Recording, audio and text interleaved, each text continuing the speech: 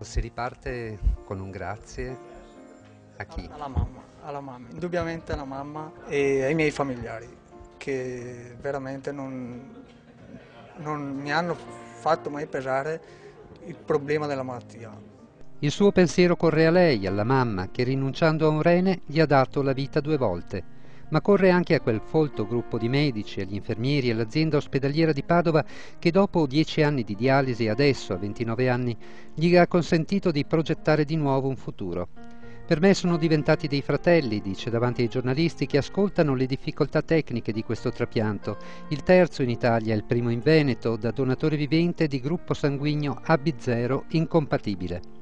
Una circostanza che si presenta nel 30% dei potenziali donatori di rene da vivente e che in passato avrebbe precluso qualsiasi possibilità di effettuare il trapianto.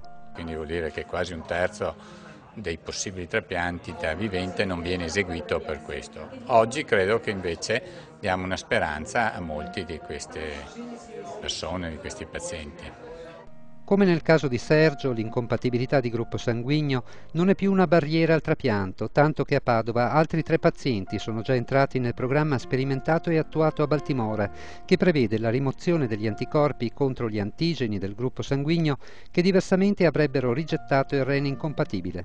Portiamo via il plasma dei pazienti e lo sostituiamo con delle soluzioni che servono proprio con l'obiettivo di rimuovere questi anticorpi patogeni cattivi che nel caso di questo trapiantato sarebbero andati in qualche modo a incidere sulla funzionalità del rene trapiantato. A 15 giorni dal trapianto, Sergio è pronto a tornare dalla mamma che gli ha regalato di nuovo la vita, rinunciando a un rene. Pronto a riabbracciare la famiglia e il paese, bresciano dice che lo ha sostenuto in questi anni e in questi ultimi mesi, pronto ad affrontare le 4 settimane che lo separano dalla certezza assoluta che il rene vivrà e con lui il suo futuro. Da una nuova vita piena di progetti come un ragazzo come me di 29 anni può avere.